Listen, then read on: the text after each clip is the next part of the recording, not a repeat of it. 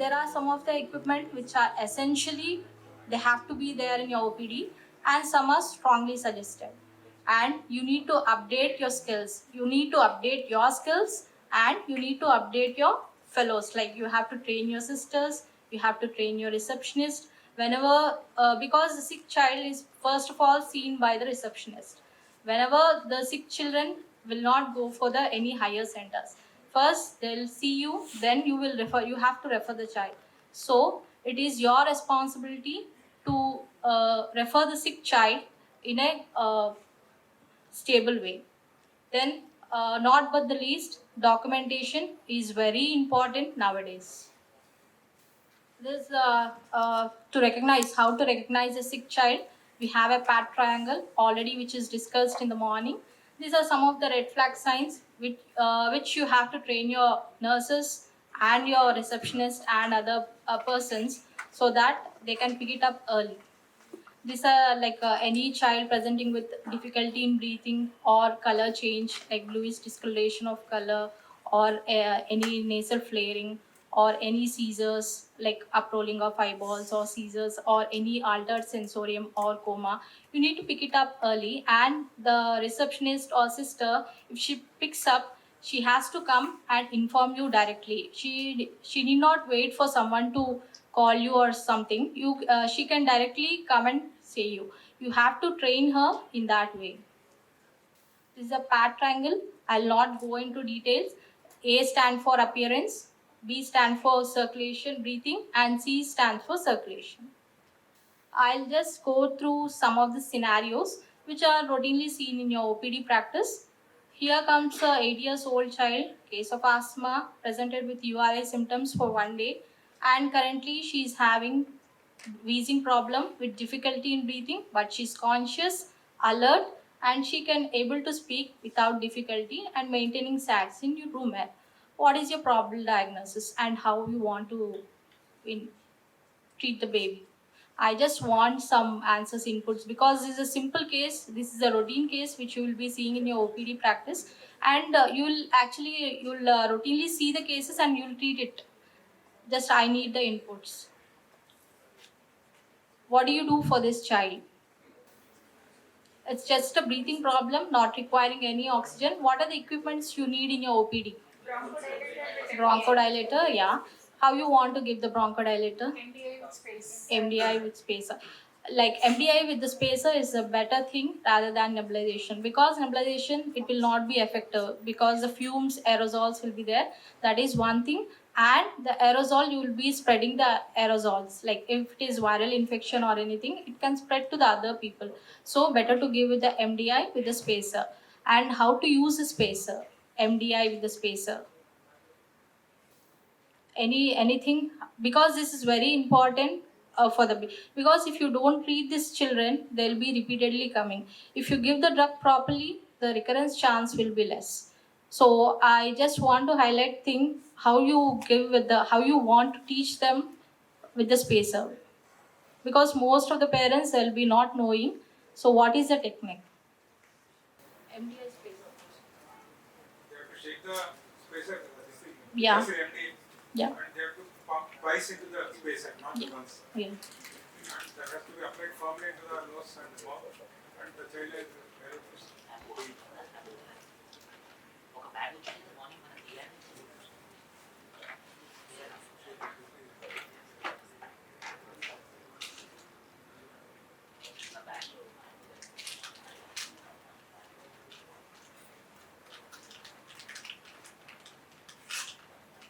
Someone can volunteer it better, because here is the MDI and you will be having the number here. So whenever the child comes, you need to teach the parents, because effective drug has to go. It's not like prescribing, prescription is important, but you need to explain the parents what has to be done at the home. So you have to say them to get it, and you need to explain them. Okay. First, if we get the MDI, we need to see whether it is proper dosed or not, and manufacturing and expiry. This is a mandatory thing for every drug. And after this, you need to see how many puffs it can give. And for the first time use, you need to just spray 3 or 4 puffs, because aerosols will be released in that. Effective drug will not be there, because once or twice if you spray, you can see effective drug will come after 3 or 4 puffs. This is for initial use only. I'm not saying for every use. Initially you need to do that. And how to place it: after putting this, you need to first shake it, then spray it for 2 or 3 times, then you need to space it in this. And the child should sit erectly. He should not lean or something. He has to be erect. And you have to you have to cover it properly. Seal should be proper. We should not have any space. Seal should be proper. Then you need to give the puffs, 1 puff. After that, how many seconds you want to wait? It is 30 seconds. At least 6 breaths he has to take. If you want to give the second puff, you need to wait, or you will continuously use it. We need to wait for 1 minute. Then again we need to give the puff, and we need to ask him to take the breath. If you're using a steroid, any steroid, then whatever extra addition what will be giving to them, mouth gargling they have to do to prevent candidiasis. And should we use a spacer, like any washing technique, anything we need to explain? Once a week we need to rinse it with the running water with soap.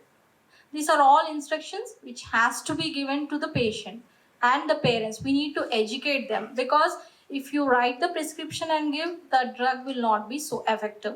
And compared to nebulization, MDI is superior, because effectiveness will be like 40 to 50% of the drug delivery will be better with this MDI.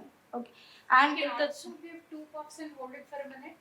no. It is 1 puff you can give. Then again, you need to give the second puff. Without mouthpiece, you can give it, but the seal should be adequate. And this is a mild case of asthma. If you want to go to moderate or severe, what are the extra medication you need to have in your OPD? What is the next level of treatment in your OPDs? This, because this is common scenario, so you will be treating in the OPDs. So these are some of the first. We need to give the MDIs, nebulization. Next one will be the steroid. You can give oral steroid or IV steroid you can give. And next, what they say is magnesium sulfate. First dose of magnesium sulfate will prevent the ICU admissions in the children. If it is not responding, you can go up to magnesium sulfate. Okay. So for first asthma, we need to have minimum oxygen in your OPD. Oxygen availability should be there. Then MDI or nebulization with the spacer you need to have. Then steroid, and next one will be the magnesium sulfate. This is the next scenario. This is a 3-year-old child with golden hair syndrome, presented with cough, cold for 1 day, no fever, had inspiratory stridor from morning, with difficulty in breathing with minimal retractions.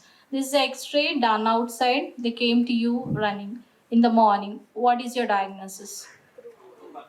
Acute laryngotracheomalacia. It is croup. What equipments you need in your OPD?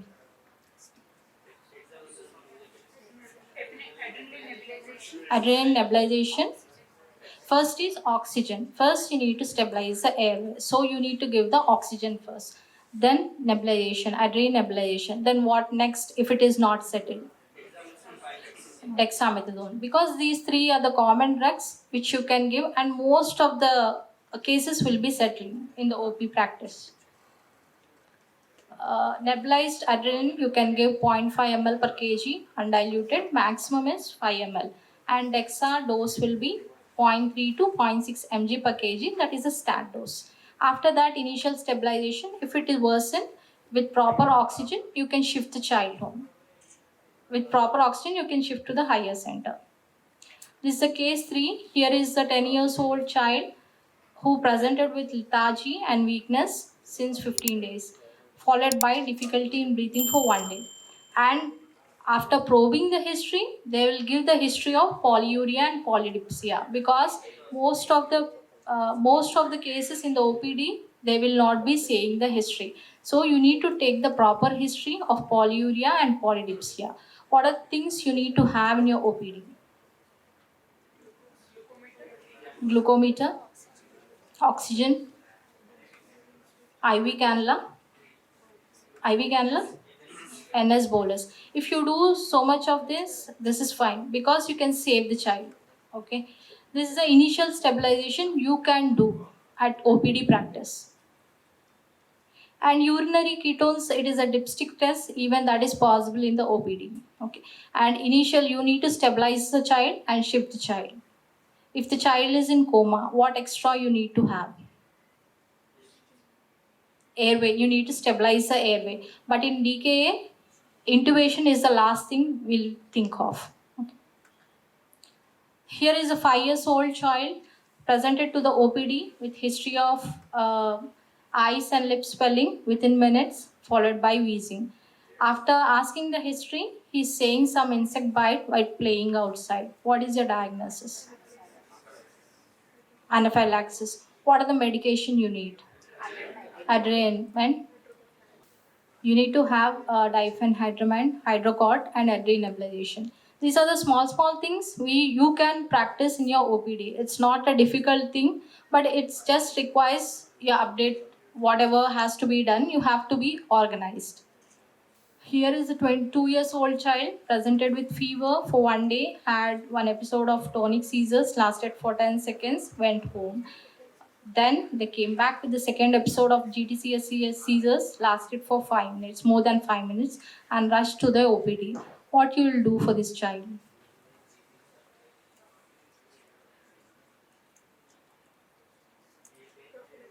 Airway.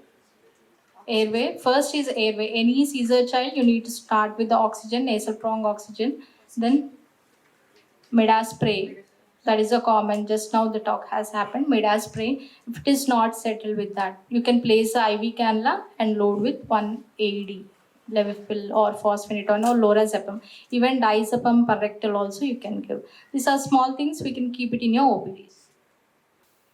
Here is a 14 years old child with history of accidental hit by bike while crossing the road, brought to the OPD, unconscious, bleeding from ear and nose. What you want to do for this child? Whether you want to do the MLC first or you want to treat the child, because this is an unconscious child. You want to wait or you want to treat the child. Airway is unstable. You want to do the MLC first or you want to treat the child, because this is a common emergency which can happen. Or you want to refer the child. ABC cervical stabilization. Yeah. ABC you want to do. Whether you want to do the MLC first or you want to treat the child. If the child is in treat the child, or you want to refer the child. Stabilize and refer. Stabilize and refer. That is the first option. And in any emergency, consent is not required. You can treat the emergency, first stabilization, then referral, then do the MLC. This is a proper. Wherever you go, first stabilize the things, then refer the child. Airway, you need to stabilize the airway, at least bag and mask, and cervical spine stabilization, log roll procedure, which we'll demonstrate later. Here is a 12 years old child with spastic quadriplegia with global developmental delay. Was brought to you with history of unconsciousness, no response and no pulse. Heart rate is 30. This is a rare scenario, but can happen at any point of time. It's not like these cases will not come. It can come at any point of time. What do you do for this child? You want to refer? ABC. ABC after ABC, chest compression, airway stabilization, then you want to. Most of the pediatricians will be panicked because they will not see so much like these scenarios, but you have to be prepared for these scenarios. They can come at any point of time. For these scenarios to do, you need to have a proper equipment and proper trained staff you need to have, because these are the rare scenarios, but you have to handle it. You have to be prepared to handle it. Okay. And if there is a broad death in your OPD, whether what you want to do, you want to declare or it is a spot death, whether you can declare in your OPDs, because it's a common scenarios. It is a rare scenario but can happen. You need to have a clarity what you want to do. If it is a spot death came to your OPD, you want to refer. There are guidelines actually. If it is like chronic child, if they are under your treatment, if you are seeing the child, you can give a declaration. But if the child is like only spot death, if it is you are seeing at the first time, you can't declare it. You have to give it to a police inquiry. And then they will take up it, because we can't give a declaration, because cause of the death we can't write in the OPD practice. These are the few things, because we need to have an idea, because they can happen. It is a rare thing but can happen at any point of time. We need to be very careful, because we don't know, the spot death can happen. It can be homicide or suicide, so we don't know what to do. So in that case, better you have to inform to police people. No, we resuscitate the child. We need to resuscitate first. We need to resuscitate. When we say broad death, resuscitated but could not be revived. That you can write and give, sir, but DC you can't write, sir, in an OPD practice. Then death certificate you cannot give. Yeah, sir. Broad death. We brought it, that we can document, sir. Could not be revived. Yeah, sir, that we can document, sir, but DC we should not give, sir. Death certificate should not give. Yes, sir. Known by the Act state. Yes, sir. This I'm saying because most of you are the postgraduates, you are the beginners, so just I want to highlight this point. This child requires ABC stabilization, CPR. Then after stabilization, you need to refer the child. And here comes the teamwork. Anything, if you want to set up an OPD, you require a team, because you have to be prepared for an emergency. Your team has to be prepared for the emergency. Don't think like somebody will do the work, just will refer the case. You need to interact with your colleagues, your sisters, your receptionists, your ward boys, or anyone. You have to train them. You have to teach the skills to them. And after this, and you can take the advice of them. In some cases, you can take the help of your colleagues. This is the same thing. Ensure your staff preparation. Staff has to be prepared at any point of time for resuscitation, and you need to train them in CPR training and SPALS training. These are some of the equipments you need to have in your OPD practice. There is a Broslow chart where it is a simple chart tape which you can measure the baby's length. Based on that, on the chart, it will be displayed like any equipment. It has the color codings. Based on the color, the weight will be there, and based on that, whether you want to give a drug or if you want to give a essential equipments, laryngoscopes or ET, it will be approximately showing you the what is the size, what is the dose, what is the maximum dose, what is the dilution, everything. This can be useful in your OPD practice. And if you see the child is obese, but the chart is giving the lesser thing, you have to first, this chart will have, it is like a tape. You need to measure the tape. With the tape, you need to measure. Then you will get a one color code. That color code will suggest the weight. If the weight, according to the weight, the doses, everything will be there.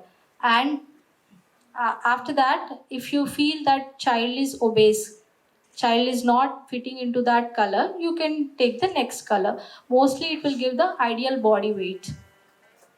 These are some of the essential equipment. If your OPD practice is near to any hospital, if your child can reach within 10 minutes, these are some of the equipments which are essentially there in your OPD.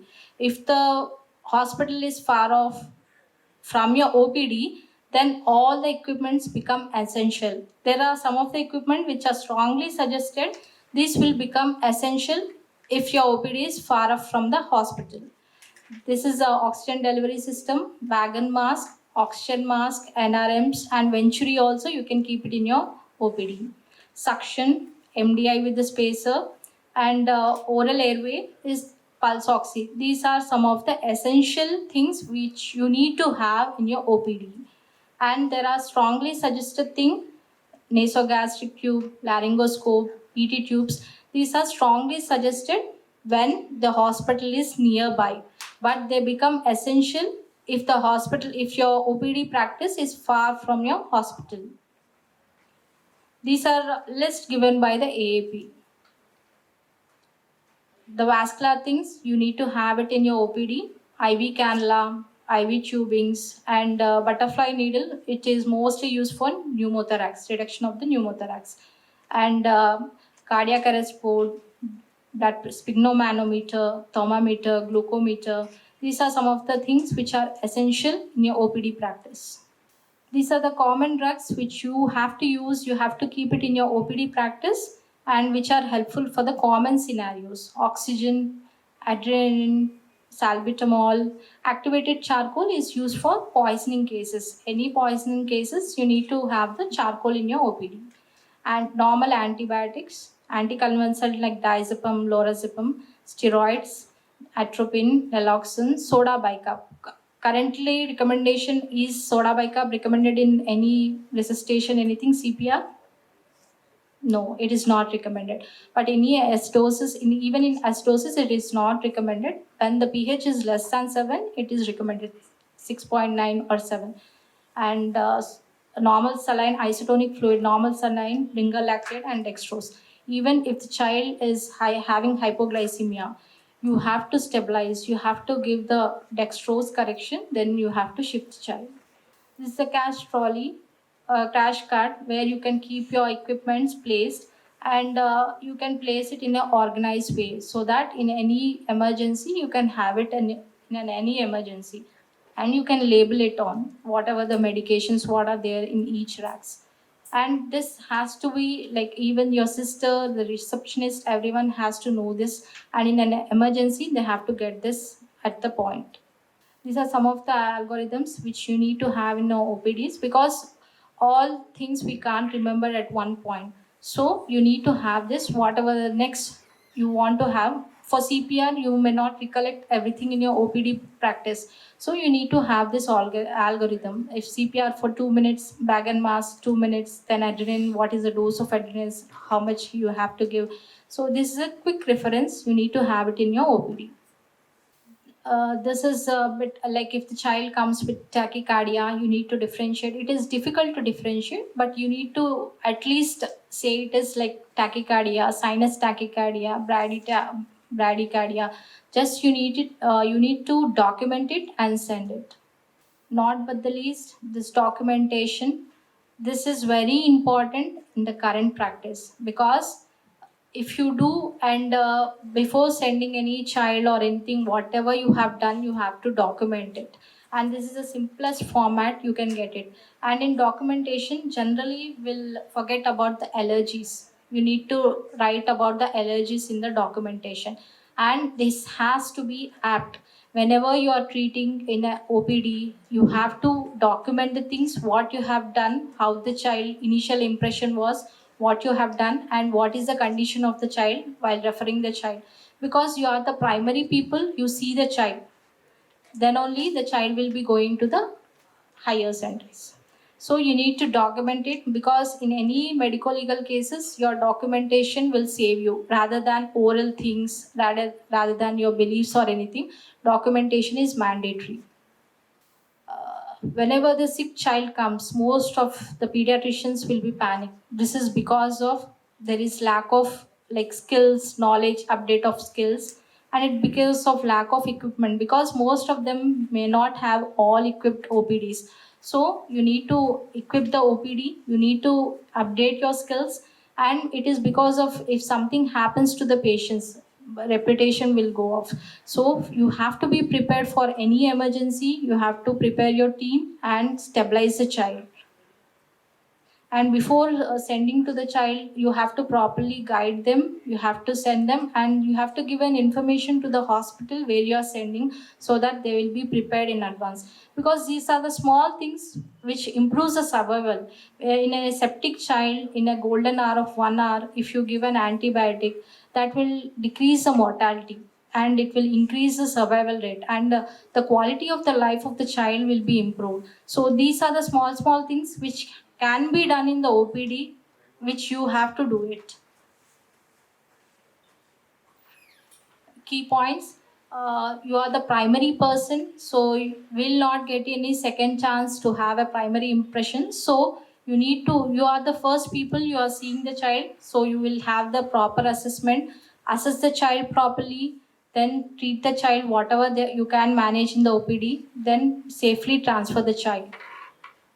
Shifting the child to the other hospital doesn't ensure the survival. You need to shift the child in a proper, safe manner in order to increase the survival rate and good quality of life. Because in a hypoglycemic child, if you send it a late bit delay of half an hour, it will cause the brain damage. Permanent, that will be the permanent damage. In any DKA child, if you refer the child late, that will increase the mortality. In any septic child, if you delay the child of referral, if you doesn't give proper fluid or proper antibiotic, that will again increase the mortality. So these are the small things which you can do it, and you can increase the survival rate of the child, and that will increase the quality of the life. It is not only saving the child, we need to improve the quality of life. Delay in transfer of the sick child increases the mortality. It should be your slogan: sickest of the child should survive like the fittest. We need to save the child, and we need to give a quality of life to them. Thank you. Any questions? Two things in the OPD practice, it might not be easy to give IV dexamethasone. Oral dexamethasone is as effective as IV or IM dexamethasone in crude. The morning lecture, I was just showing a severity scoring chart. Like I said, I will share the presentation. That also talks about oral dexamethasone. In fact, Nelson says that try and give oral rather than IV or IM, because that will increase the anxiety and apprehension, and it can cause complete airway obstruction. And second thing is regarding the use of nebulizers. Of course, it's a very rampant practice that use nebulizers. In fact, every child, if we ask parent, sir, we have a nebulizer. Why? Because my child has frequent running nose. So it's very common to have nebulizer, but we as pediatricians, we should tell them, encourage them to use spacer for two reasons. One, it will reduce the unnecessary usage. Two, it will reduce the VQ mismatch. A child who is really sick, if we are giving through nebulizer, sudden bronchodilation will happen and there is no enough oxygen. It can cause ventilation perfusion mismatch and they can crash. That will become worse for us managing in the OPD. Unless you have an oxygen source through which you can give nebulization, do not give nebulization with the nebulizer, especially if the child is sick and has bronchospasm. Of course, if child is not having bronchospasm, we don't use nebulizer. But that's one thing we have to remember. That side rather than missing. Because the earlier we give, the better. So, practically there might not be much harm caused by giving that injection. Only tachycardia you can see for just lasting for some time. So you were asking about diphenhydramine, right? So there are 3 brands available very easily, sir. Benadryl, age-old Benadryl, and Alardryl is another brand which is available. Sorry? No, oral formulations are available, sir. I'm not very sure if injectable is available very easily. It used to be there earlier. For some reason, it is not available easily now, sir. Oral, yes, it is available. Injection, not very easily available for last few years. If somebody has used in the recent past, you can enlighten us, no issues. Benadryl syrup is also not available. Like No, it is available.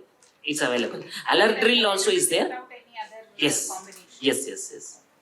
Smaller pharmacies, it is easily available. Because it's not very expensive. So here it's more easy to understand how a pelvic binder would work. So log roll for me. So this would go down. Just roll it, sir. Yeah. Pull it. Yeah. So now, this will be more easy. So you can do it more easily here. So you just. It's just very simple.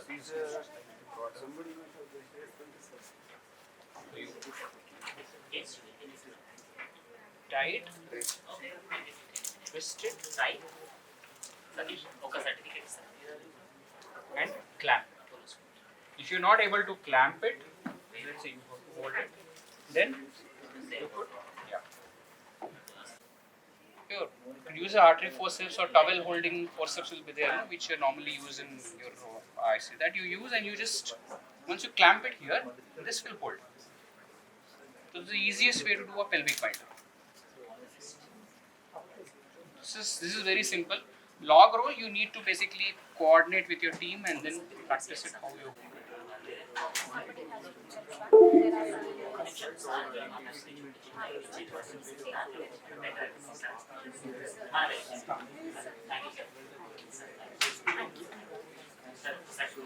It's very difficult to restrain them and forcefully try to remove a foreign body from the nose or ear. So these are all the common foreign bodies which we see: a peanut or a toy part, or the thermocol balls these days, or button, battery, or beads. And in your OPD practice, if you get a child with a foreign body, so how do you manage it? So first thing is whether you can see it or not, very superficially. If it is too deep inside, I would say don't attempt it. But if it is, you can see it just in the vestibule or just behind the vestibular area. Before you attempt to remove it, my advice is put some drops, your Otrivin drops, oxymetazoline or xylometazoline drops, so that there is some amount of decongestion, which will help you in two things. One, it will be easier for you to remove, more space, and also if there is a less chance of bleeding because of vasoconstriction.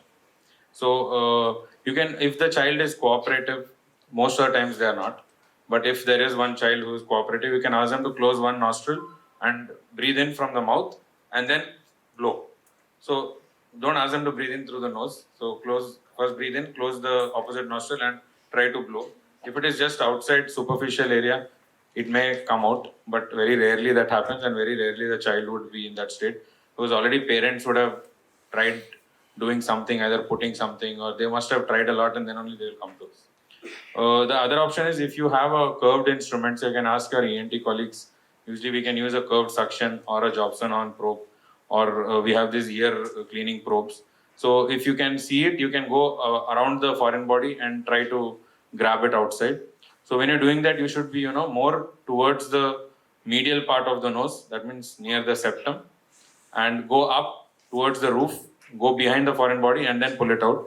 Don't try to go laterally, you will start hitting the inferior turbinate, because most of the times it will be stuck between the inferior turbinate head and the septum, and further on manipulation it goes in, because the child can't put deeper than that. So usually once you start manipulating, it goes inside. And if the child is not cooperative, advice is do not attempt it. And child not cooperative, and if parents are also not cooperative. So sometimes parents will be more anxious than the child, and parents are scared, they don't want to hold the child. Then advice is not to attempt in an outpatient setting. Better to sedate the child and then do it in a controlled setting like OT or with an ENT colleague. So this is all theoretical. So there is something known as a positive. You can use positive pressure. So there is something known as parent's kiss. The parent can blow into the mouth of the child and expecting the foreign body to come out. But I don't think so. Any of our parents will be willing for that. Then you can also use a bag and mask to give that positive pressure. But the problem is, like, you put a cannula and you try to give a positive pressure, but there are high chances of foreign body slipping behind. So these are all theoretical, but practically none of them help. In the West, they have these balloon catheters available, with which you can go beyond the foreign body and then inflate the balloon and try to pull out the foreign body. So these are not available in our country. At least I have not seen one. So you can use a Foley's catheter if you have a Foley's catheter, very thin one, and can try going beyond, but it is not easy. There is a chance that you may end up pushing the foreign body. So these are all just theoretical stuff. Most of the time it won't work. So easiest is, if you can see it and you think you have a curved probe, try to take it out. But other methods I won't recommend. So this is just a diagram showing that probe which is trying to go beyond the foreign body, and you are trying to pull it out. So if you're sure that you can do this, then only attempt. If not, don't. And if the child is cooperative. And most of the time, make sure that the child is in sitting position, much easier, and less chances of the child to aspirate if the foreign body goes back. This is the instrument which you're talking, a curved suction, very easily available in any surgical store, or you can ask your ENT colleagues. Now, when you send to your uncooperative child or parents, and if you can't see it, or you see some small shining bead or something deep inside the nose, or if it, it's infected, neglected foreign body, parent has come after maybe a few days or a week, there is pus discharge, foul smelling discharge, then don't attempt it, because it would be impacted and all granulation would have formed around the foreign body. So advisable not to touch it. And if or you can see a button battery or a magnet then it is advisable to refer to your colleagues so that it can be done under a controlled environment. And especially the button battery, you should not delay it because, as you all know, it can cause corrosion and can cause a septal perforation, bleeding. So earlier the better. Now coming to the ear. Now ear is very difficult, to remove in an outpatient setting. Even for us, we have to do it with a microscope, a suction, and instruments with us. So if a child, and usually these foreign bodies are mostly, they end up putting a small bead or a thermocol ball or something, and which are very difficult to grasp. So if you have something like that, do not attempt. And if it is an organic, if it is a food or something, avoid syringing. Like if it's a peanut or any food particle, do not syringe because there's a chance that it will, because of osmosis, it will swell up and get impacted. If you are sure and if you can see an insect, moving insect, or if the parent complains, sometimes kids who have got dogs with them, ticks can go inside the ear. So if these things are there, then first foremost you should try to immobilize that insect. You can either put some oil or you can put a xylocaine or lignocaine if you have. Just put it in the ear, wait for some time, then the insect will probably get paralyzed or suffocated. So how to manage? So if you can see it, if it is in just outer canal, then you can try to remove it if you have a forceps. But and the child has to be really cooperative for the ear, because as soon as you touch the skin, they will start jumping. So it's very difficult and you'll end up pushing inside the ear. If it's an irregular object, then only attempt to catch with the forceps. If you see it's a bead or a ball or a thermocol something, then do not attempt it. There are some techniques where they have said, like you can use your throat swab back end and put it in Fevikwik or something, glue, and then try to touch the the foreign body and take it out. But very difficult, you cannot, if it's a ball, you're taking a straw, hardly there is any contact. So theoretical, but I won't advise, and you don't end up putting the stick somewhere else in the ear and it gets stuck. So I won't advise it. The other common thing which we can do is you can do syringing, very easy to do. Keep a 20 ml syringe and use a IV catheter and put it just in the ear canal and direct it posteriorly and superiorly and flush. And somebody has to hold a kidney tray or something.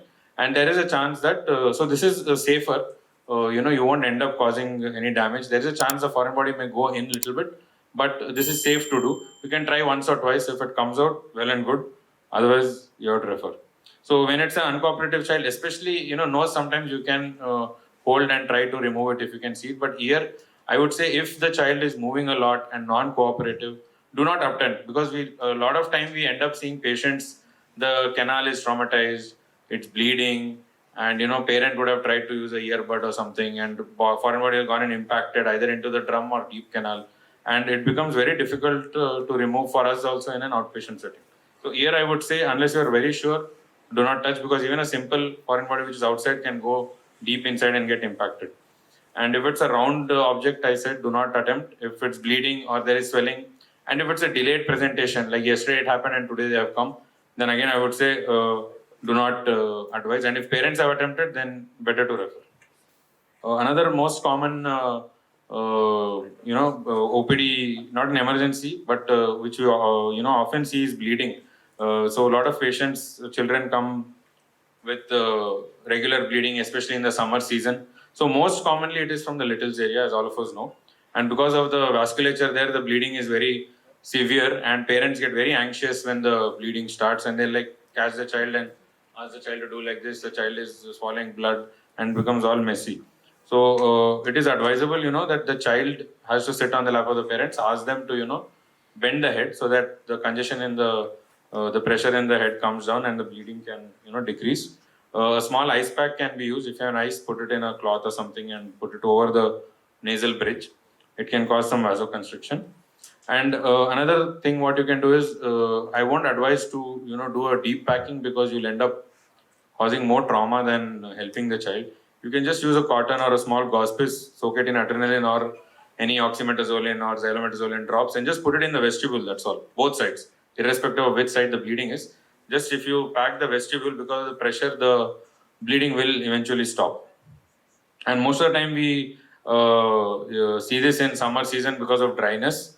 So of course you have to counsel them regarding not picking the nose and traumatizing the nose. Other thing is you can ask them to use saline nasal sprays.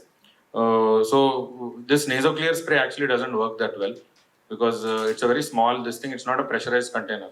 So when they press and the child is sleeping, they'll press, nothing will come out, just few drops will come out. So you have commercial sprays available now. Even Otrivin has come with a saline nasal spray. They are pressurized cans, much easier to use, and they give a good jet of saline into the nose. So I would say whenever you are prescribing a saline nasal spray to the child, don't prescribe NasoClear. Prescribe either Otrivin nasal spray or salt spray. They're commonly available these days, or Physiomer spray. There are a lot of variants, hypertonic and all that, but just a regular one should be enough. So you can ask them to use saline spray maybe every day, twice a day in the summer season, so that there is moisturized nose. And you can ask them to put a topical ointment. For children, they can just squeeze it in the nose and just press the ala, so it just spreads on the septum and gives like a coating over the mucosa and avoiding dryness. So eventually it heals. But if you see that the bleeding is not stopping even after your all these measures which you have taken, then you can refer, or it's a recurrent bleed. So every time you do this, it stops. But if it is happening again and again, it's not advisable to keep on doing this. You have to refer. What we do is either in a minor OT, we give some local anesthesia if the child is covered, or sedate, and we use a bipolar and just cauterize the Little's area vessels, and then it heals with a fresh layer of mucosa, and this problem is sorted. So don't keep on doing the same management again and again. At least if 1 or 2 episodes, better is to sort it out permanently. It's a very easy and small procedure. And of course, if it's a posterior bleed not stopping, you have to refer and investigate accordingly. This is one complication which can be emergency kind of thing, which can be managed in your outpatient setting. If you see a peritonsillar abscess, you don't have to wait for the ENT. Even you can drain it. It's very easy. Use a tongue depressor to depress the tongue, and somebody is holding the head of the child. And you just need to use a 11 number blade and make a stab wound. So your landmark is basically the base of the uvula.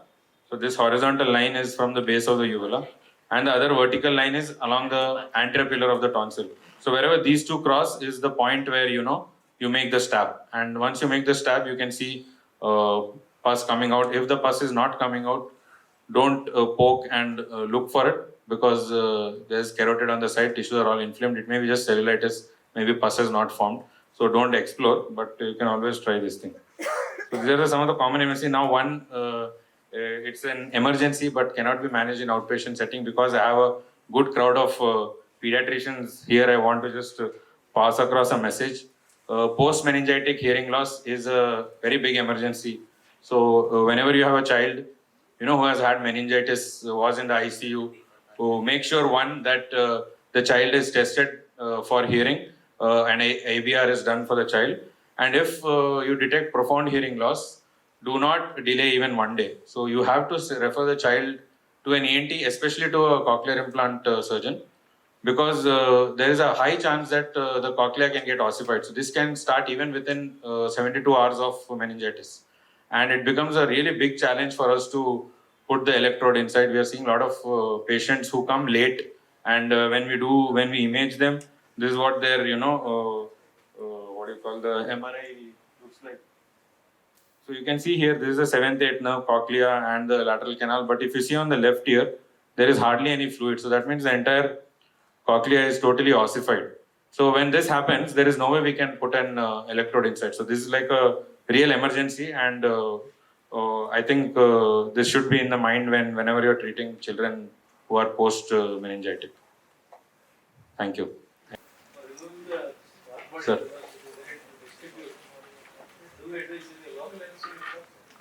No, sir. I think by the time you put local anesthesia and all that, the child becomes uncooperative. So your first attempt is the best attempt. So when you are touching the child, then you should be ready and try to get it off in the first attempt. Local anesthesia not advised unless you see a very irregular foreign body impacted, but then I would say you refer it instead of trying a local anesthesia.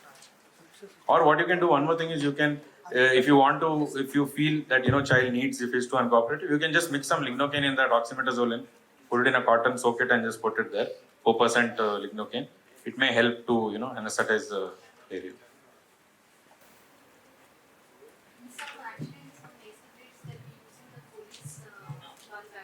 To inflate, to create the pressure, is it useful? Yeah, so the using the Foley's catheter is for posterior nasal bleeds. So pediatric uncommon, but even if you see one, so we are basically trying to keep a balloon in the posterior choana where it will cause pressure over the posterior sphenopalatine branches. It is useful, so we do it. If we are not able to, if anterior packing doesn't help, then we end up using this. Now there are commercial packs available with 3-4 balloons which you put inside and just inflate and it settles. So it is useful definitely for posterior bleeds. For hearted wax, what do you say is wax drops or? Impacted wax. So for impacted wax, I would say, and most of them come after they've had a swim or something like that. The children, you use your D-wax or Solivax or whatever wax dissolving drops and ask them to use it for at least 10 days every day, 4 to 5 times. So then, the wax really melts down and it can be easily removed in an outpatient suction. Even if you have a suction, you can attempt just suctioning it out. And tell the parents not to use any earbud, that is very important because they try, cleaning themselves and then they end up pushing it more than actually helping.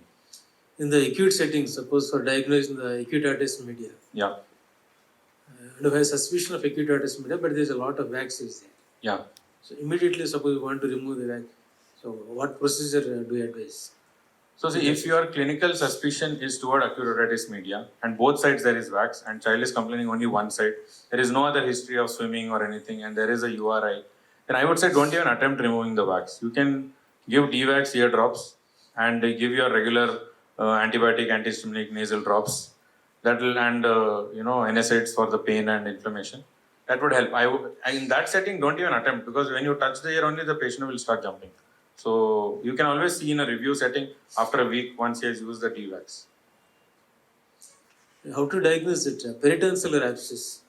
So that image is your diagnosis basically. If you see the tonsil being pushed to one side and comparing to the opposite side and superior pole there is a big bulge, then so it may be just cellulitis or pus, we don't know. If you see clear pus pointing, then stab it, it will come out.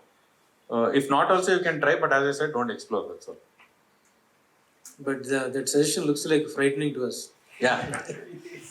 So all of you have an ENT beside you.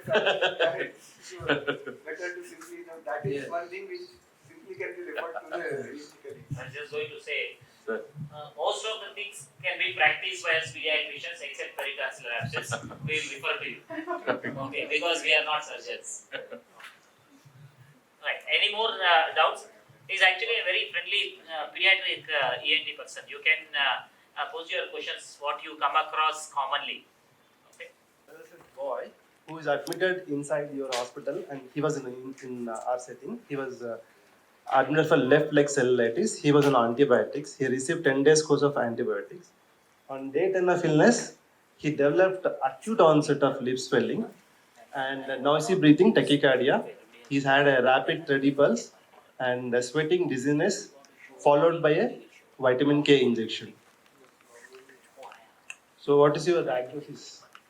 The initial impression of this child was, according to Pal's initial impression, his airway is maintainable. We had to make him sit because he had respiratory distress, and his roommate suggestions were 90%. He had a stridor, and he had tachycardia. His pulse was rapid steady, and he had a hypotension by that time itself. And his GCS is 15/15, and he has angioedema. Now the clinical impression. What is the probable diagnosis? He was admitted for a cause. He was absolutely fine. On day 10, he developed sudden onset of events, followed by an offender.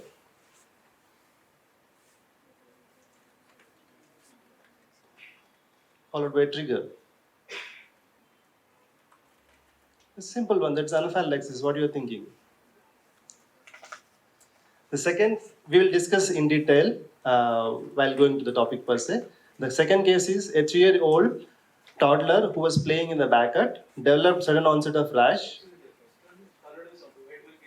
Yeah, drug. It was a drug, vitamin K injection. Yeah. After that, we are also shocked. Once we go back to literature review, there are so many case reports developing anaphylaxis to vitamin K also. So this child was playing in the backyard and developed sudden onset of rash and followed by he had developed cough and loose stools. And this is the first episode. He doesn't have any similar history in the past. And after 12 hours, he came to ER. On arrival in the ER, he had tachypnea, and he is able to maintain saturations at room air, and he had no circulatory compromise. And CNS wise, he's irritable but consolable. And there is a diffuse articular rash all over the body, and respiratory system showed bilateral diffuse wheeze. So again, what is the diagnosis? Is it anaphylaxis or simple urticaria?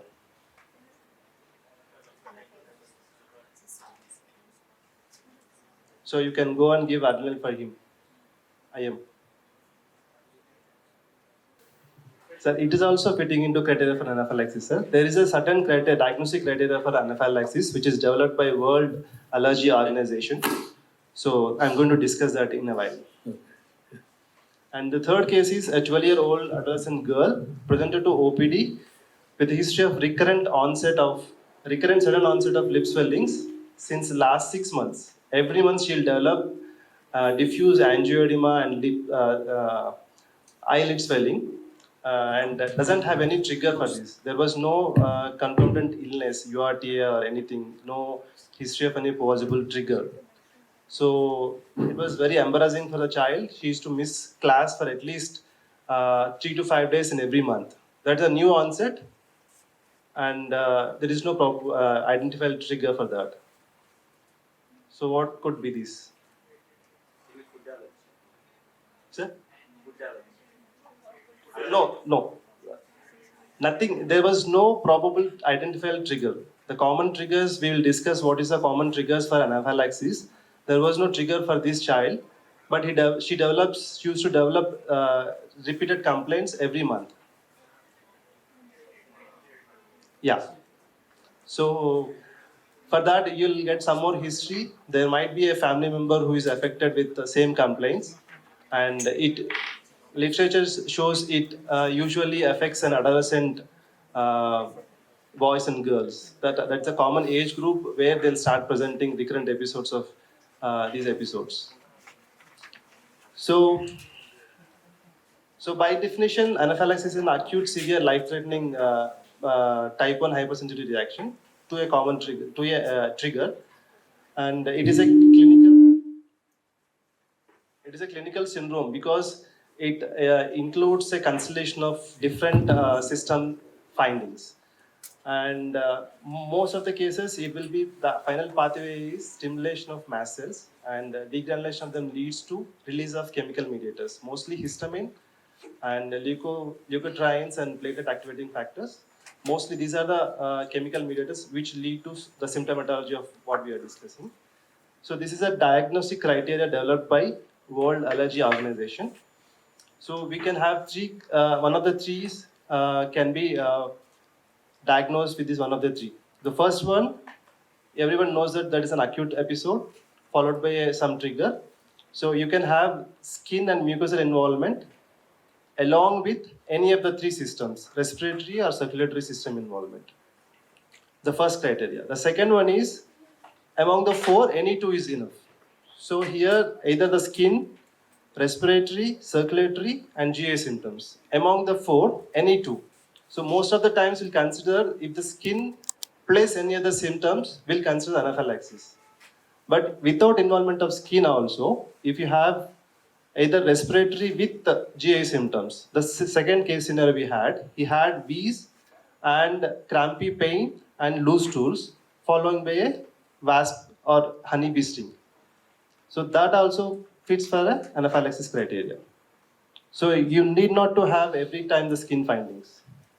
The third thing is acute event, then child is having shock. So in that also you need to treat because it's a life-threatening event. Following a trigger, the child developed hypertension and shock. You have to treat it. So these are the three criteria you need to follow. So because we were discussing probable anaphylaxis, can we give adrenaline or not? So if you have a diagnostic criteria like this, there will not be any confusion. So same thing in a pictorial manner. So here, skin and mucosa symptoms followed by two of the three. Either respiratory wise, you can have wheeze, bronchospasm, stridor. Circulatory wise, you can have mild symptoms like hypotonia, dizziness, and syncope. And GI wise, you can develop pain, vomiting, loose stools. And the second thing is any of the two. Either following by a trigger, the child can develop shock suddenly, or there is severe involvement of laryngeal involvement of child developing stridor and bronchospasm. So these are the common triggers. So most of the times, this is IgA mediated. So most of the time, this is immunological mediated that can be IgE dependent or non-IgE dependent. So these are the common triggers we come across. Among food, we have egg, fish, milk, wheat, and true nuts and all these things. Medications, beta-lactams and NSAIDs are the commons. And radiocontrast media, venoms, and aerologens. And not the least, latex. Okay, and in non-Ig dependent or Ig independent things, we have contrast medias, iron dextron, and some biological agents. And you can develop idiopathic anaphylaxis also. You can develop non-immunological methods also. Some children will develop urticaria following exposure to heat or cold. So anaphylaxis is a clinical diagnosis. There will not be a requirement of any laboratory criteria to diagnose. But you can measure some chemical mediators, N mediators, that is serum histamine and tryptase can be measured. But histamine is has very short life, half time, so you cannot measure that. Tryptase you can measure. It is elevated in blood for 6 to 24 hours. Mostly it is used, the serial levels used to document, not for the treating. So you will not be waiting for these to document and treat. You will be treating, but sometimes you can get a case of pseudo-anaphylaxis. In that case, you need to differentiate between anaphylaxis and pseudo-anaphylaxis. You can depend on serum tryptase levels. So once you diagnose the child is acute anaphylaxis, the initial management goes with the ABCDE only. So position, the child should be in supine. You should not allow the child to stand or walk. You can allow the child in a proper position if the child is having severe respiratory distress or the child is having nausea and vomiting to prevent aspirations. Then support the airway with NRM with 10 to 15 liters. Then if an ER thing, search for an allergen. Sometimes you can find a bee sting or wasp sting in the skin. You have to remove that and then go ahead. Then the first line of choice of drug is adrenaline. Most of the time, we'll not be giving that. We'll be searching for hydrocard, we'll be searching for antihistamines, but adrenaline is not the first line drug of choice in majority of the centers. Even there was a study conducted in North American ERs. 16% children only received adrenaline. 80% received antihistamines, 20% then 60% received antihistamines, 20% received hydrocortisone, and only 10 to 12% children received adrenaline. So we have to, once it is anaphylaxis, the first line is adrenaline. So the route and dose already we discussed. What's that? Yeah, we can repeat if the child is not improving. So after giving adrenaline, we'll expect a response from child. You will get a pulse volume. The child's blood pressures will be improving, tachycardia will be settling, or his respiratory symptoms will be improving. If you don't find a proper response, you can repeat every 5 to 10 minutes. You can repeat 2 to 3 times. The child is not responding to second dose of adrenaline, you will consider the refractory anaphylaxis. The child is not responding to 2 doses of IM adrenaline, that can be a criteria for refractory anaphylaxis. So first 1 to 5 minutes for respiratory distress, we discuss, allow the child to sit in a proper position, provide oxygen. If the child's symptoms are not improving, we need to provide high flow oxygen. When you're requiring high flow, be prepared for intubation also, because next going to be intubation. And if you find symptoms like stridor is a predominant symptom, that is upper airway obstruction, go for adrenaline nebulization. If there is a V's predominant, go for beta agonist nebulizations. And if the child hypotension and perfusion is not improving, go for a bolus, then followed by bolus should be given as a rapid because it's a hypotension.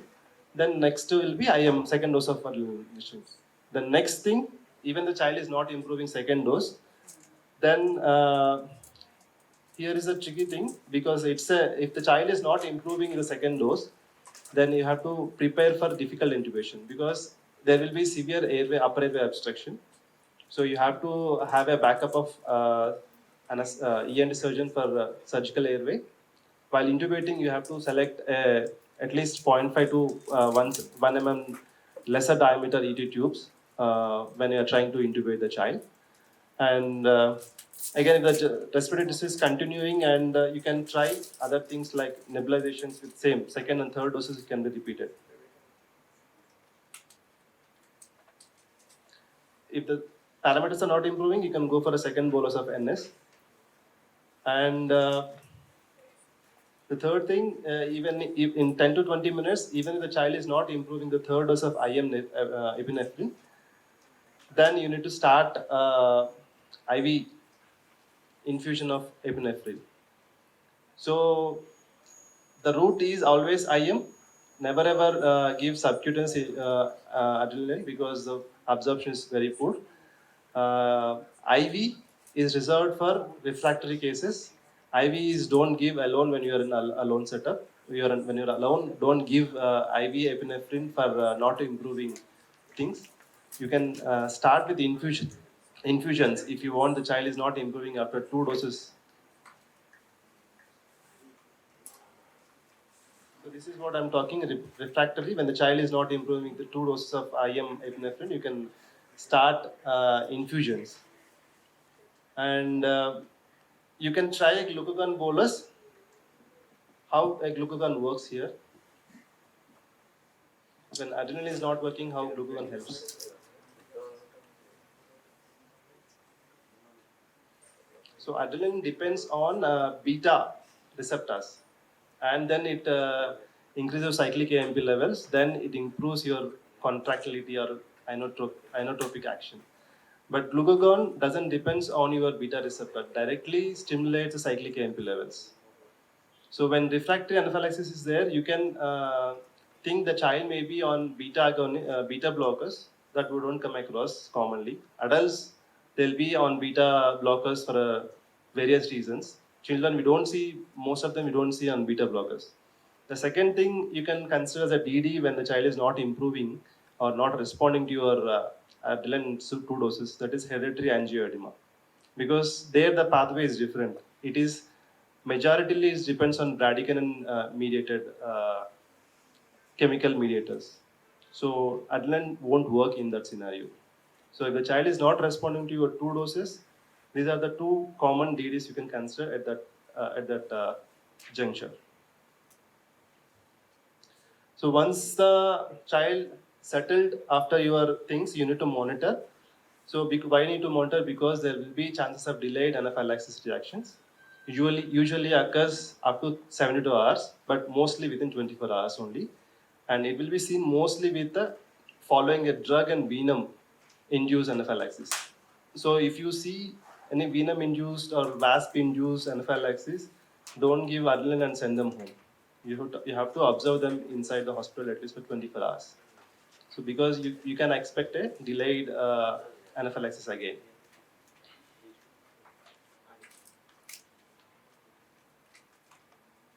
So what you can have in office management is anaphylaxis can be managed at office practice. Should be. Yeah, because you require only some basic things like oxygen, IV cannula. You require adrenaline injection, cannula, fluid. So it should be managed at OPD practices. But beyond, if after second dose the child is not improving, better send to an ICU setups. And few points about hereditary angioneuritic edema. Here the There will be recurrent episodes as we discussed in the third case, and you will not find any other symptomatology like respiratory symptoms. Hardly you can find an upper airway obstruction with hoarseness of voice, but wheeze and abdominal symptoms, you won't find anything, and you won't get a trigger. So whatever you ask, they'll say no, no, no. We didn't find anything like that. And if there is a positive family history, then you can consider it might be hereditary angiolytic edema. And how can we diagnose? We can send C4 levels and C1 inhibitor levels. So they'll be low. That's a diagnosis for hereditary angiolytic edema. And treating an hereditary angiolytic edema is very difficult thing because they won't respond to your regular treatment strategies. They won't respond to your adrenaline. They don't respond to your corticosteroids. They won't respond to your antihistamines. So you have to be consider surgical airway in your mind if that is an HAE. Or there are there are so many drugs, commercially prepared drugs, C1 inhibitors and bradykinin antagonists, but none of them are available. So if the child is very sick, you can consider giving FFPs because they may contain some amount of C1 inhibitors that might improve, that might give you time to settle down the anaphylaxis. So that can be considered. And if the child is diagnosed with the HAE, how can we maintain long-term or short-term basis? So there are multiple studies which suggest that androgens can be used for short-term prophylaxis because they improve the C1 inhibitor levels in your blood. But being a pediatric age group and adolescent girls being an androgen side effect, we are not very keen to use them. But for acute, for short-term periods, we can use that. If that is a case of HAE, then you have to prevent the attacks because if the child lands up in complete anaphylaxis, it will be difficult to treat scenario. So you can use for short-term basis. And other things are tranexamic acid and epsilon aminocapric acid have been tried, but they're not that effective against HAE compared to your androgens. The take-home message is adrenaline because majority of us will not be considering as a first-line drug.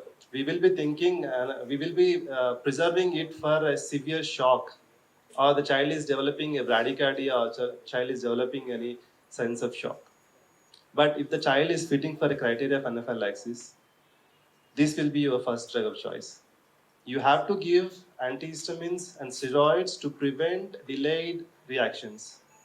That will be help in preventing the delayed reactions. But the first drug of choice is adrenaline.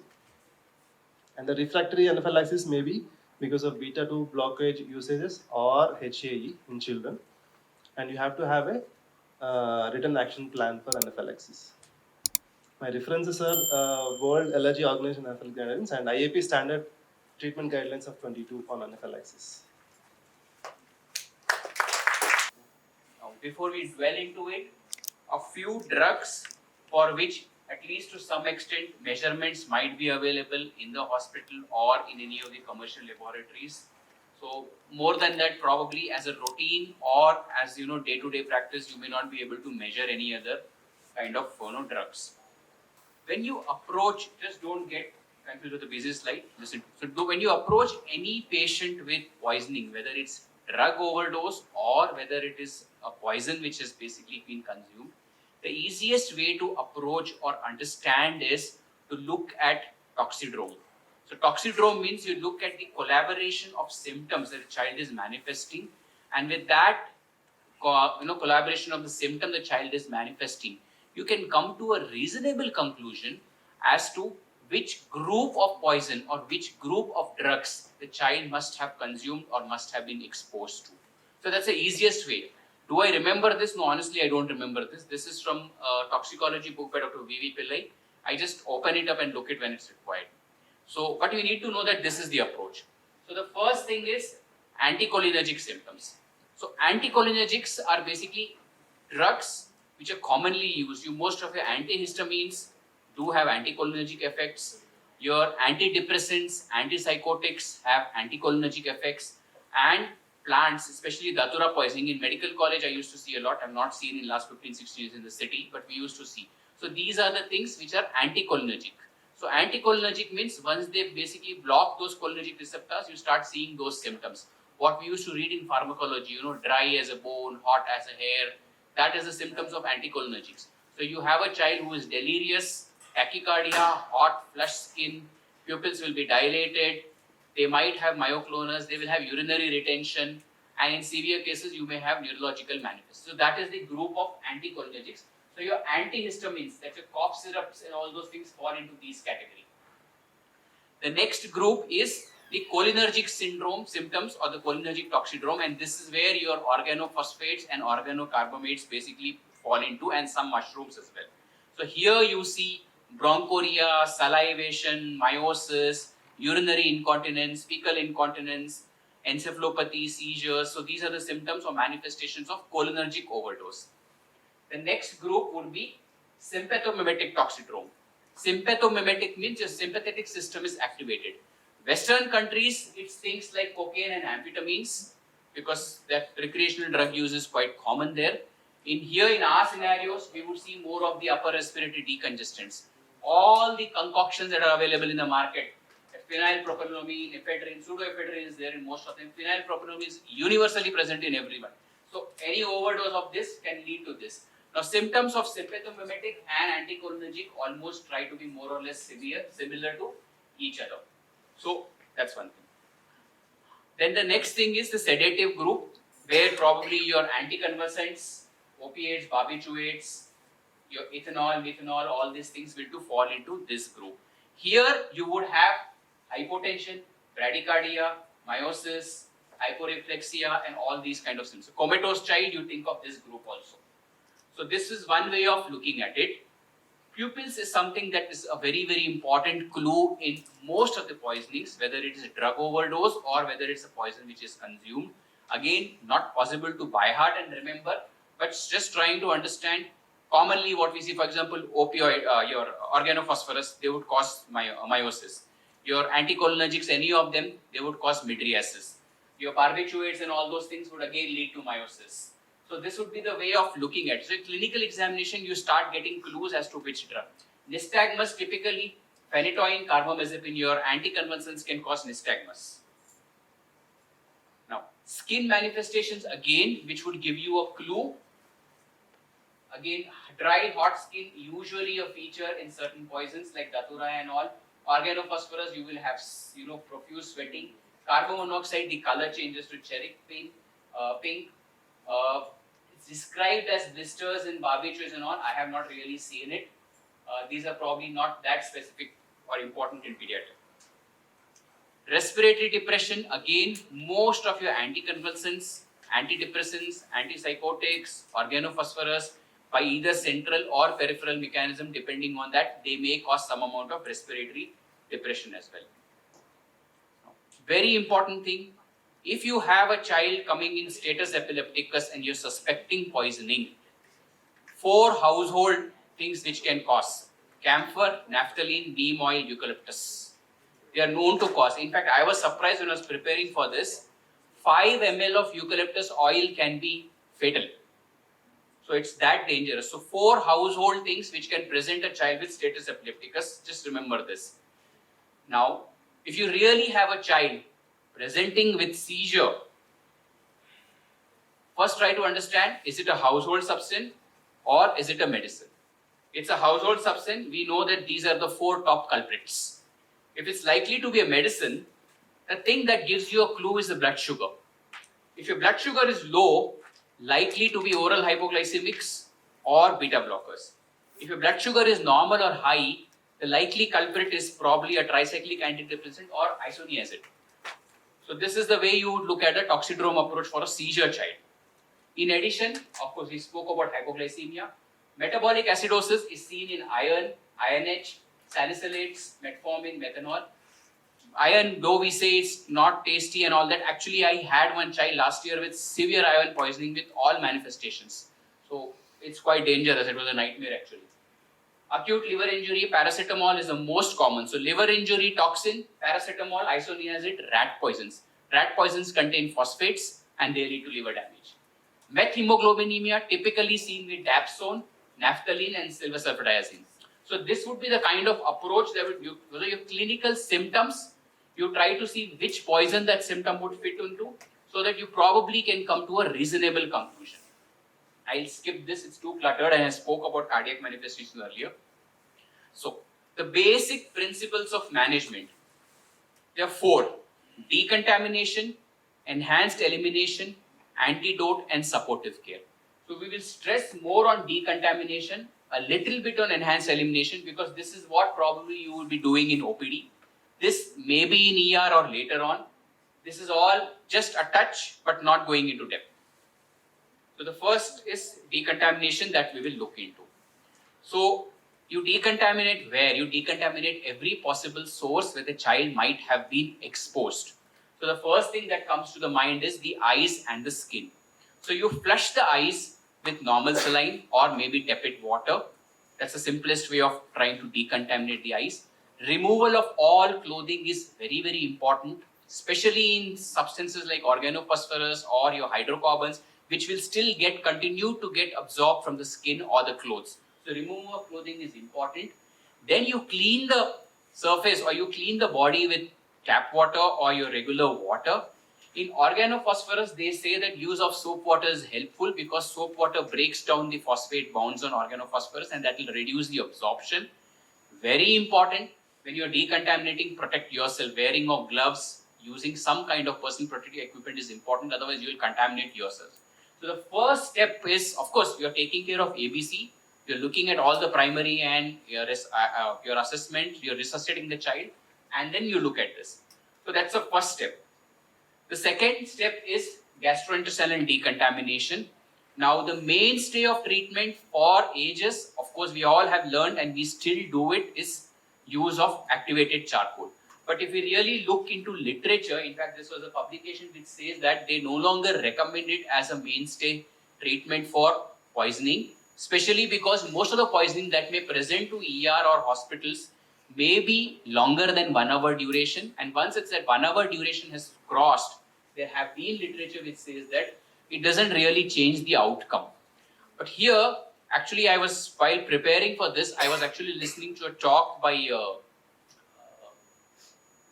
Chennai, Professor? Yes. So, one very interesting thing he was telling in his talk. He said, the lawyer or the judge does not read the article by NAGM or your publication of this particular article. And in the Indian scenario, things would be different. So they may always question you that why you have not done it. So what I say, or what even he said in his talk, is if you have a child who has come, even if it's 2-3 hours, if you know that it is not a contraindication to doing a stomach wash, contraindication to activated charcoal, please go ahead and do a gastrointestinal contamination. It's not going to harm. Yes, do not forget the contraindications. Any oils, hydrocarbons, your even things like your mosquito repellent or your turpentine, all these things, corrosives, alkalis, your household bathroom cleaners, these are the situations where you do not want to do a gastrointestinal decontamination. You will be ending up doing more harm. Other situations you should do. Organophosphorus, it is still controversial, but it still may not work because it will again go into the lungs as well. So if your contraindication is not there, in our context, we may still go ahead and do it. The dose of activated charcoal is 1 gram per kg. You dilute it in your saline or something and then you push it. You give it in basically your, you can do a stomach wash first in aliquots and then you can basically push in activated charcoal. It is absolutely not useful in metals. Corrosives anyway you want. In metals is definitely not useful. Controversy in pesticides and hydrocarbons. The next thing comes now from here, it would not strictly be regulated to an OP practice. It would spill over to ER or maybe even longer. Now, in certain situations, it is recommended to do what is known as whole bubble irrigation. I have not done it personally any time, but they say things like, someone has consumed enteric coated tablets or even iron tablets, not the syrup, but tablet formulations. So giving a whole bubble irrigation with the Peglex solution till your tablet or this one has washed out into the stools helps and would decrease the absorption. So in these situations, you would do. The next step would be enhanced elimination. Now this would go beyond the purview of OPD management. This would not be OPD management. So things that have been described: multi-dose charcoal, urinary alkalization, lipid emulsion, and extracorporeal removal. Now there is few publications, but it's quite old, which talk about multiple doses of charcoal, but I don't think any of us have used it, or I don't recall it. But just maybe for the sake of mentioning. Urinary alkalization is useful in certain situations like salicylates, tricyclic antidepressants. So basically what you do is, here the idea of urinary alkalization is, these are acidic in nature, these compounds. So it basically neutralizes that. And in certain poisons like the tricyclic antidepressants, which basically act via the sodium channels. So when you give a soda bicarb, you are changing the sodium flux across cell membranes. So it reduces the toxicity of the poison. But you have to make sure that there is no fluid overload, there is no renal impairment, there is no hypokalemia. These are contraindications. I've personally never done it. I don't know if any of you have. When I was searching literature, this is what was the recommendation, that you administer 1 to 2 milliequivalents per kg as a bolus. And for adults, you add 100 milliequivalent per kg in 1 liter of 5% dextrose and run it over 4 hours. For pediatric, they say about 15 to 20 ml per kg of dextrose and 2 milliequivalents per kg of bicarbonate, and then you give an infusion. You basically target a urinary pH. That is what is the idea of urinary alkalization. The next thing to enhance the elimination again is what is called as lipid emulsion therapy.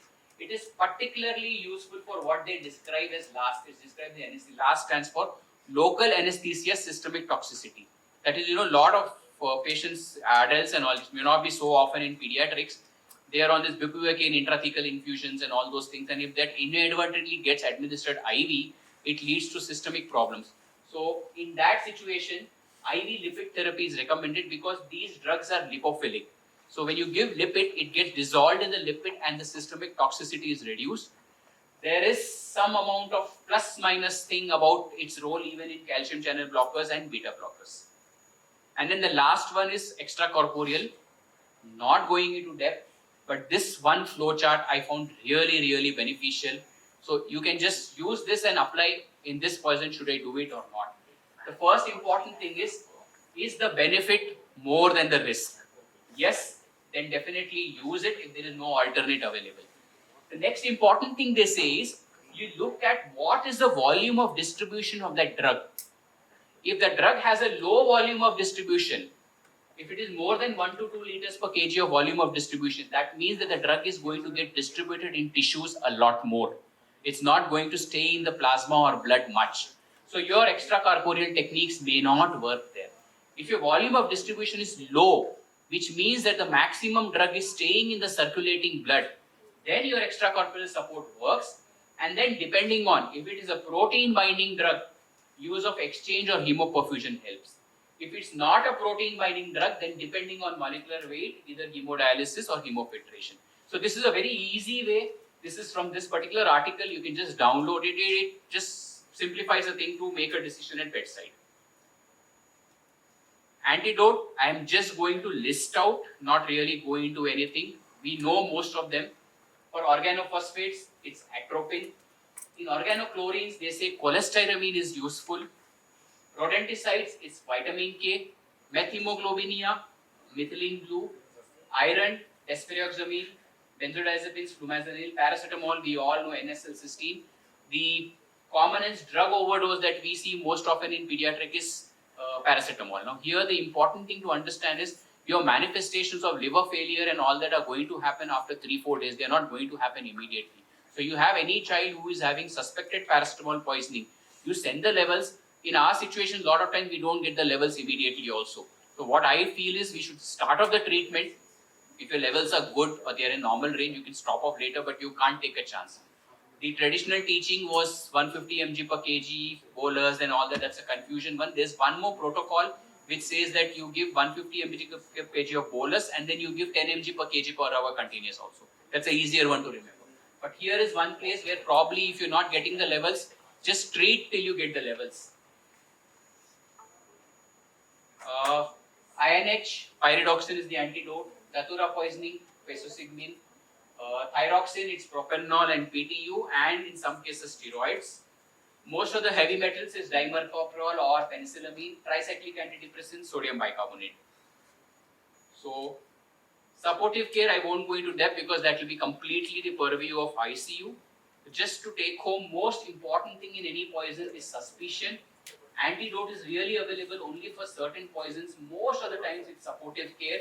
And probably we need to educate the parents on child-friendly environment, on things, how they would take care of your home environment so the child doesn't land up with accidental poisonings. Now, these are the two places which I found. One is the AIMS. I've never used it, but it's a 24/7 poison control center where you can definitely get information.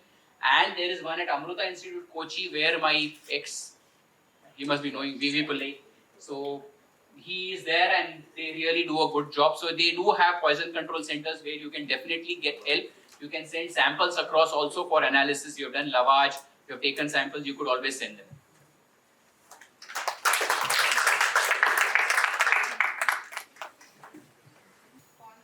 kg, max is 10 mg. 10 mg. Yeah. 0.3 mg per kg. And gastric lavage, where we can send in Hyderabad, sir, like if we doesn't know. Don't think. All my previous cases I have sent to my boss, VVP like Amrita. Okay. He was our boss in forensic medicine. So it's just one phone call away for us. We call, we send, he will personally get back to us with results. We had an instance where we had a paraquat poisoning, which is becoming more fashionable and more common. I don't know why. With near 100% mortality. Nearly 100% mortality. Only one child who survived was, with his help, we used charcoal filters, CRRT, child survived. So, three take-home points from my side in addition to what he said is, know where what is available. Know, I don't know how many of you have actually seen activated charcoal. We have been reading from MBBS days. So, do you even know where is it available? You should know that. Because we talk about activated charcoal, anti-snake venom. When a snake bite child comes, I don't know where is anti-snake venom. So you should know those things. Okay? And three, do not wait for full-blown symptomatology to appear. Because like he said, for one poisoning paracetamol, child will be deceptively normal. But they will start deteriorating 48 hours later. And we would have written a prescription, child is fine, go home. We would never write review after 24 hours, review if this appears. So ensure you document it and then follow them for at least 4 days. And the next poisoning is paraquat. They will be really normal. Parents won't even agree for admissions. And 4 hours later, 6 hours later, they start developing renal failure. They will never turn back. That's it. Once they start developing that, no question of coming back. And third one is phenyl poisoning. Phenyl poisoning, they will be fine for a few days. After 7 days, they will start developing renal failure. So if you ever come across a overdose or poisoning, look for the maximum time period before which they can develop signs and symptoms of so-called toxidromes, and then only release from your care. Otherwise, safest thing is refer to a higher center for further management. Because then definitely they will be under follow. These are my take-home points. I have no personal interest. I am not saying please refer to Yashoda or anything like that. But this is our experience which we have seen. So Suresh is absolute. Actually, even rodenticide also, they will have a in-between well-being period, and by the end of 1 week, they will just crash. A lot of poisons. One more point actually which I forgot is, in a poison-induced seizures, never use phenytoin. That's not the drug to be used. It's actually contraindicated. You should use other anticonvulsants. Don't use phenytoin. What is the drug of choice? Benzodiazepines is the first drug of choice. Actually, in most poison, even when we talk about OP and everything, the first drug would be benzo. You use lorazepam or diazepam.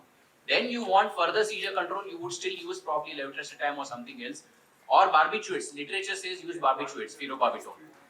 But phenytoin is contraindicated because that on its own is a lot of toxicity and problems. Sir, what is the management of good night liquid for Good night mind? liquid management. Goodnight liquid contains pyrethroids, So what literature says is most of it, actually if we look at the rating of poison, it falls into the amber or green category. So it's basically one of the least toxic ones. So usually in the routine situations, nothing happens. It's not toxic or it doesn't cause any issues. But when in large quantities, I think it has GI and to some extent neurological. They can develop. Yeah. Many times kids will have it 1-2 bottles because there are now multi-packs available. So we have seen kids having 2 bottles empty. And all these are, the solvent is deodorized kerosene. So it's a hydrocarbon. So do not do harm. That is the first thing we have to do. Do not put an RT. Do not give a lavage. Whatever patients we see who come with respiratory issues after a mosquito repellent injection is those who receive gastric lavage or where the RT is put. That's what I have seen so far. It's not the pyrethroid. It is true for any hydrocarbon. We have to understand this is a deodorized kerosene basically, which acts as a solvent, and pyrethroid is just 2 or 3%. Which is, the mosquito repellent property. So in mosquito repellents, do not use gastric lavage for sure. Those who receive this, they sometimes land up because they rage and then that fumes and chemical pneumonia starts and they start having problem. Otherwise, simple symptomatic management and observation should do the job. Fortunately, they cannot swallow much of it, sir. But unfortunately, what happens is it smells slightly different. The moment they put in mouth, they tend to aspirate. It has got a very low surface tension. It can cause respiratory symptoms. These symptoms can appear after 24 hours. So anybody coming with good night poisoning, if you are releasing from your care, ask them to come back after 24 hours. If any worsening of respiratory distress is there, that means they have started developing atelectasis and chemical pneumonia. There is no role of baseline X-ray in this. Unlike traditional teaching where we used to say baseline X-ray and then 6 hours later we will repeat X-ray, there is no role. Because if they aspirate, due to their low surface tension, it takes little time, but it will cause atelectasis. You can pick up after 24 hours. And it is notoriously prominent for its GI symptoms. They can present with diarrhea, cramps. These are 2 most common symptoms. We used to get lot of them with good night thing. And then turpentine oil is another common thing. So, like they said, don't do gastric lavage where it is not supposed to be done. That's it. That is most important. First, do no harm. Another thing which Pritesh was mentioning about elimination, enhancing the elimination. So I just remembered what we use you said methotrexate, you use alkalinization, urinary alkalinization. When we give in ALLs, when there is in the regime, if you any BFM 95 protocol, whatever protocol your oncologist uses, you do see that there is a high dose methotrexate, and every oncologist will be hell bent upon giving this therapy, which Pritesh has said, of bicarb infusion running over for 48 hours, and they keep monitoring the pH. Unless the pH is above 7.5, they are never comfortable. So that's what we use in this because high dose methotrexate is very high dose which they use in the onco patients, and to reduce the toxicity on the kidneys and other things, we have to use this. So that helps in the enhanced elimination. Yes, but we have never used for tricyclic antidepressants or salicylate poisoning because we don't see those things. Aspirin as such is like the high dose aspirin, different tablets are not used that much in our country as they are used in Western countries. So maybe that is one reason.